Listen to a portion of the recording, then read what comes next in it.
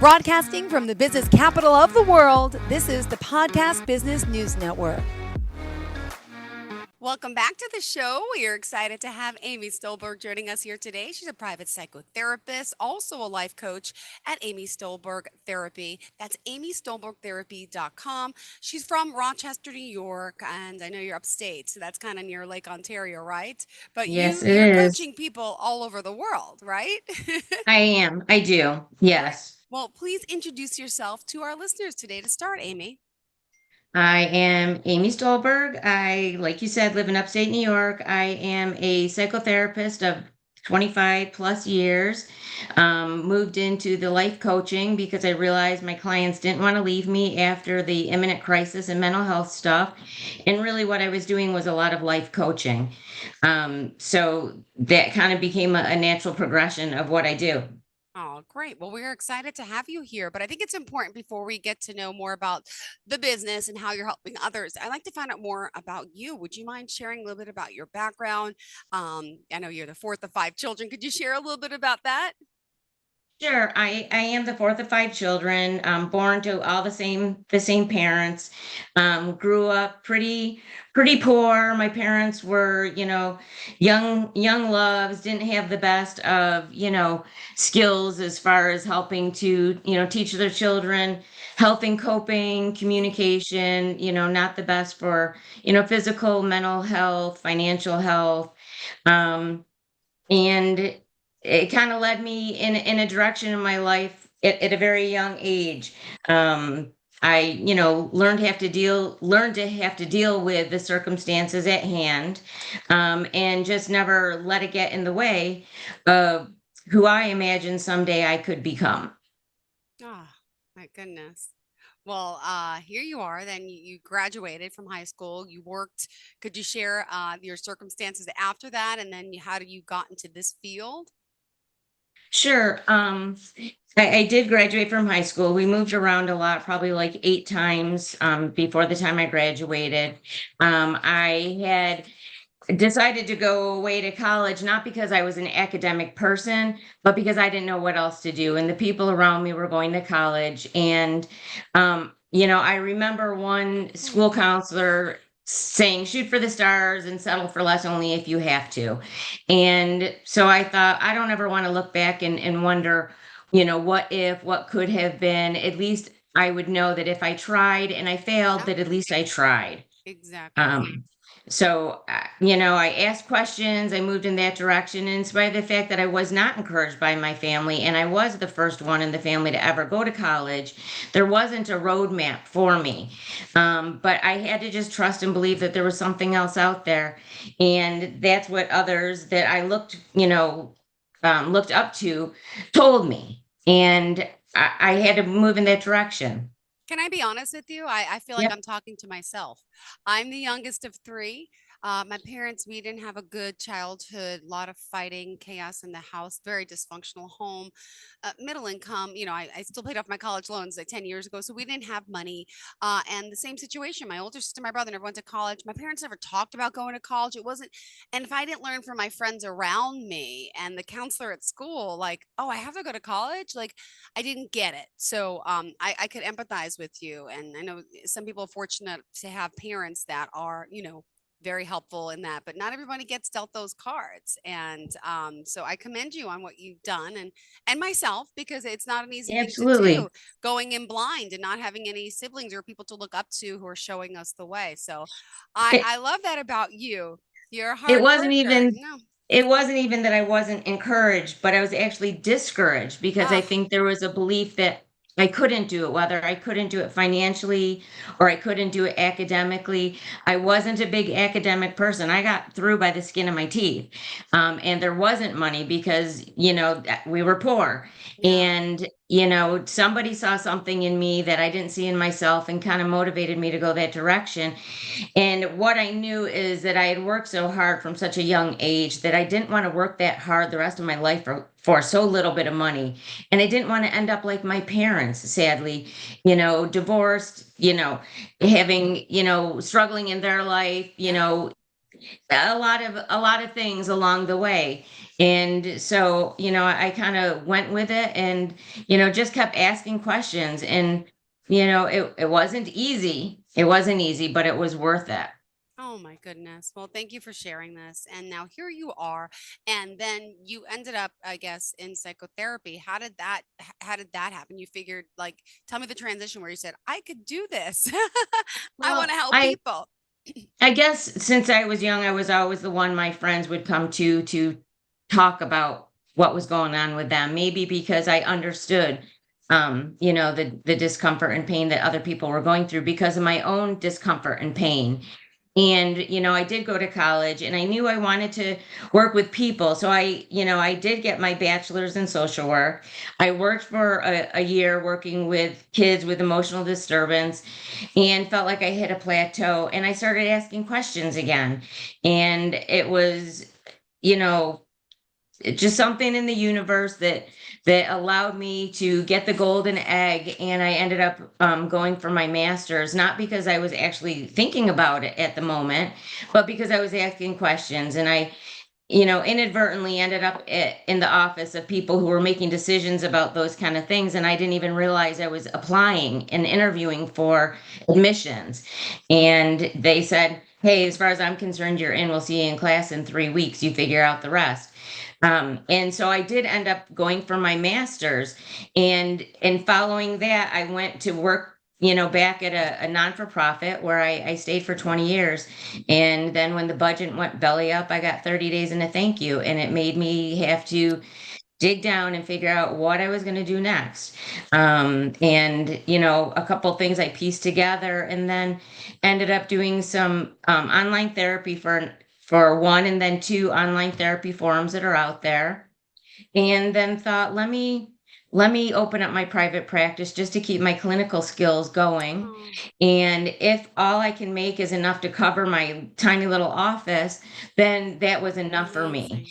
amazing. And simultaneously, I worked for somebody else and, slowly opened up my private practice, and it just organically grew.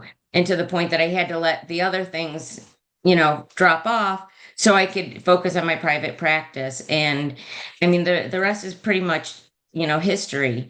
I've been in the people business ever since, really. Amazing. Well, I know we want to talk today more about opening up people's minds to the fact that we're all human, as you say. We share so Yeah. many common life experiences, right? And, let's talk about that and about these interactions and, our physiological responses. So I know you want to help people, obviously, mentally, emotionally, physically. So where did you want to start?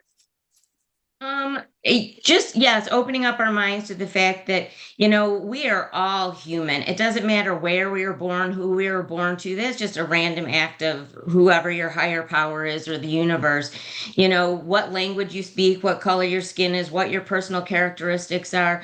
We are all human. And what I've learned through my practice is that no matter where you live and really who you are, feelings are feelings, emotions are emotions, Yep. pain is pain. And, I think that's something that we often look over when we interact with other people. We all make choices along the way, and some of those choices, you might think or others might think put you a step ahead of somebody else. But at the base of it, we are all human and we all experience life. And that is our universal, commonality. And there's a lot of things I've learned through the 25 plus years of practice that we all share. And that is, I think, the base of it is that we are all human. Um, and we need to treat each other like that. We need to use our words wisely because words matter. Me personally, I mean, I'm lucky that I have my own life experience and have been fortunate enough to be privy to all the clients who have come to me, their life experiences to share. And I learned so much from my clients, probably just as much as they learned from me. And, kind of bringing that all in together to move us all forward. If it weren't for certain things that certain people said to me along the way, I wouldn't be where I am.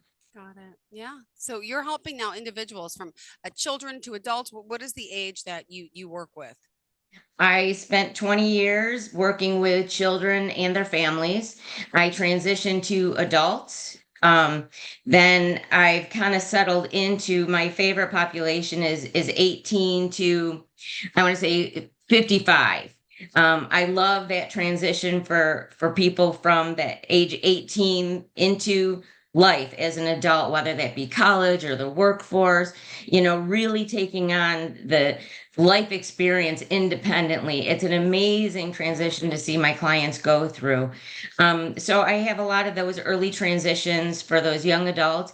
I have, everything along the way, as well as, I work with a lot of individuals as part of couples, and I do some couples work as well, who are struggling through those stages of life. And, what does that look like? And I've learned so much about communication, about Mm-hmm. couples, about individuals as being part of a couple that I don't think enough people talk about. And I know a lot of, um, what I repeat on a regular basis to my clients, men and women, are some of those universal things that people go through to help them better navigate, their own life circumstances.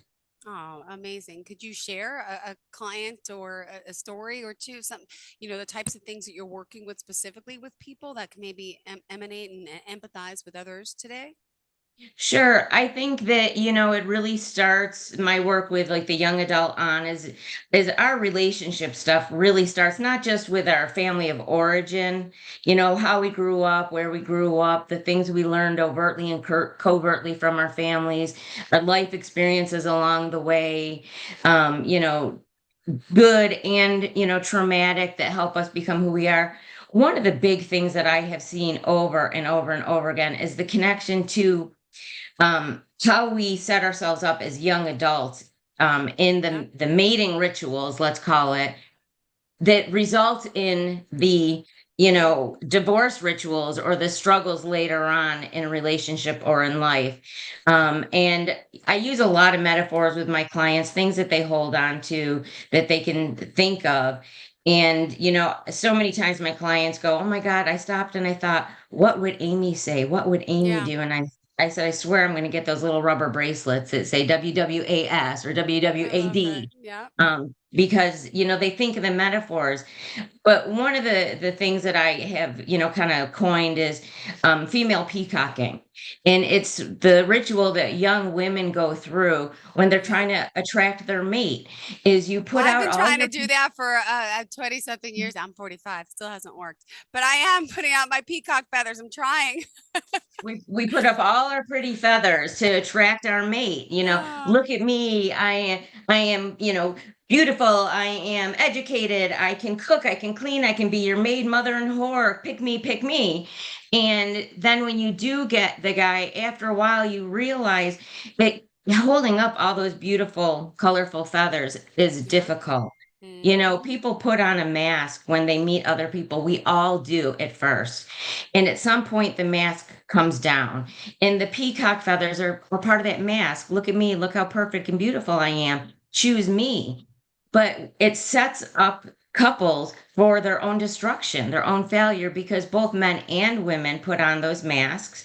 Men to a certain extent also put up their pretty feathers. Look at me. I can do this. I can provide. I'm educated. I'm handsome, all this stuff to attract each other. Now, when those feathers get heavy to carry, and I have to be stereotypical about this because of just who my clientele are, and women start saying it's heavy, like help me, you got your mate, and now all of a sudden we have a relationship and a home to function, and we've got children and careers, and it starts to get heavy, and they start to turn to their partner and say, help me, I need a little help over here, could you do this, could you help me with that? And stereotypically the mate um is dismissive, doesn't hear them, thinks they got it all because look, I chose a perfect partner. She is capable and confident. Hmm. And then when that capable, competent, partner, the woman Pulls says, yeah, away. I Yep. am, but it's getting a little bit hard. Could you help me out here? Things start to turn because they start getting dismissed. If they throw a tantrum or they cry or they scream or they plead, all the things that typically women do in relationships when they're needing support and their partner doesn't respond, they get dismissed. The woman starts to get discouraged. So Self-destruct. and self-destruct. And she might amp it up. I said anything shy of sending up smoke signals to get her partner to acknowledge what she's Acknowledge. saying, see her, hear her, and help her. And, partners will step up to calm the little lady down and then kind of slide back into their MO. Hmm. And that whole cycle, permeates the relationship. No women want to become the mother or the nag. No men want to become the child, or be nagged. But it's a system that got set up from the start. This very Hmm. competent, capable woman, and this man who wanted her to continue that. Um, and it moves forward, and then you end up in this self-destruction of the relationship. She gets tired of nagging, he gets tired of being nagged, she is worn out, he's doing his own thing, and it self-destructs you. The relationship implodes. What happens outside of the bedroom follows into the bedroom, and what happens in the bedroom or doesn't happen in the bedroom then follows outside the bedroom. The communication shuts down and people alienate one another and go to the far extremes. If I could help couples, young couples, any couples, old couples, Hmm. older couples, I shouldn't say old because I'm out there, um, not to do that. Like, be yourself. Don't wear a mask. If anybody's going to fall in love with you, let them fall in love with you for who you are, for who you genuinely are. Yeah. Because if they're falling in love with you for someone that you're not, it's a loss to both people because you wasted both of your time. True. Yeah, you're right. Very true. All right, we still got 5 minutes left in the show. Amy, what else did you want to share about you and, of course, the work that you're doing and the people you're able to help? Um, it's all about the communication piece, how we communicate with one another. Our words matter. Learn the skills that you need to learn to be the best version of you can be. I think everybody, every day of their life, can wake up and hope that today they can work on being a better version of themselves for themselves and for whoever happens to be in their life, colleagues, coworkers, neighbors, family, friends, lovers, whoever it is. I think if we each wake up every day with a new beginning, that we can work towards being better versions of ourselves. Absolutely. Any tips or any steps that you offer? Like one thing I do, I have a 6 and 8 year old, right? Two little boys, and we live alone. But I do like positive affirmations in the morning. I mean, some people do meditation. Some people, I don't know if you could suggest anything, but I make them look in the mirror and say, I'm beautiful, I'm amazing, I'm successful. I believe in positive affirmations. Ironically, I don't do them for myself. I should start the kids. But think about it, right? What other techniques are there that we could start changing our mindset for the better? You're absolutely right. Positive affirmations, even if it's like just taking a split second in the morning and thinking about what you can do Hmm. and who you are and what positive things you can add to the universe.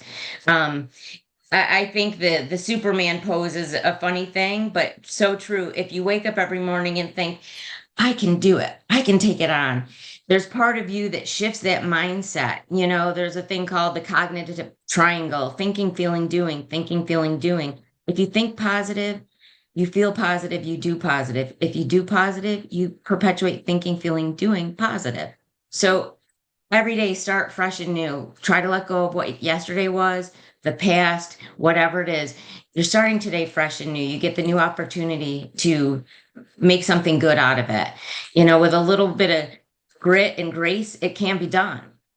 Oh, I love it. I love it. I love it. And, do you offer what types of programs do you offer? I mean, as a coach, like, is it 3 months? How long does it take to make a change, to change a pattern? It all depends on who the person is and what they're wanting. Some people, it's a short-term thing, they're in crisis, they need help figuring out what do I do right at this moment, get me on the right path. For some people, it's get me through the crisis and okay, now I realize how much more there is in my life to work on. Help me get there, help me become the person I want to be. I've had I I've had clients for years because they won't leave me, because life happens. There's good times and then there's, not so good times. And I've had clients come, do their work, leave, and many of them loop back around. So, it is what it is for the individual. There's no cookie cutter for anybody. It's what each individual needs. People can find me at amystolbergtherapy.com. I don't have a whole lot of slots, to be honest. I took this on as a challenge to myself, and that's the other Yeah. thing. I challenge myself just like I ask my Yeah. clients to challenge themselves. Believe it or not, I used to be an amazingly shy person, and my Aw. own social anxieties have pushed me to challenge myself. This was one of my challenges to do this podcast. And I'm here because I do what I ask my clients to do Aw. and, push ourselves outside of our comfort zone. Growth is not comfortable, No. but it's necessary and it's definitely worth it. I love it. Oh my goodness. Thank you so much. Got to wrap up. We have 2 minutes left. What else did you want to share before we go? And then we got to remind everyone how we can reach out to you. And by the way, do you offer a free initial consultation if someone's interested in your services? I don't do an initial free consultation. The reason being is that anybody reaching out to me is reaching out for a reason. And an initial consultation is free therapy. And there's so many people who want time with me. I can't afford to give 15 minutes Nope. away to every I single get it. person who wants it. And so I don't do that. I do send out a questionnaire ahead of time, get a little feeling for who people are and what they're looking for. I don't give it away. And that's one of those things that I've had to learn to grow into myself. I used to give a lot away. And my colleagues called me out on it Hmm. because I was undercutting all of them and I had so many more years of experience. They told me to knock it off. Yeah. And I've had to embrace that. I do have the experience. I have a lot to offer people and I can't give it away. And that's part of That's just fine. embracing who you are and what you bring to the table. All right. But if someone does want to work with you, remind us of the website and the phone number, please. AmyStolbergTherapy.com. Perfect. AmyStolbergTherapy.com. Beautiful. Well, thank you so much for being here, for joining us, and really looking forward to the next To time the we next get to time we get connect. to connect. I also look forward to this podcast series. Thank you, Jill. Have a Thank wonderful you rest of your so day much, and Amy. You weekend. too. And to all of our listeners, stay tuned. More of the show's on the way. Are you looking for even more of the podcasts and hosts that you love? The Podcast Business News Network is proud to announce that you now have even more ways to listen live. Check out the MyTuner Radio, online radio box, and Simple Radio apps on iOS and Android, or find us online. Search for Business News Network on mytuner-radio.com or search Podcast Business News Network on streama.com and onlineradiobox.com/US. Take your podcast on the go and don't miss a minute of the action.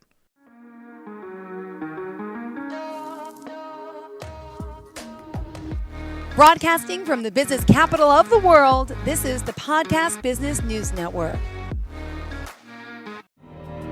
For nearly 2,000 severely injured veterans, everyday life has become filled with barriers.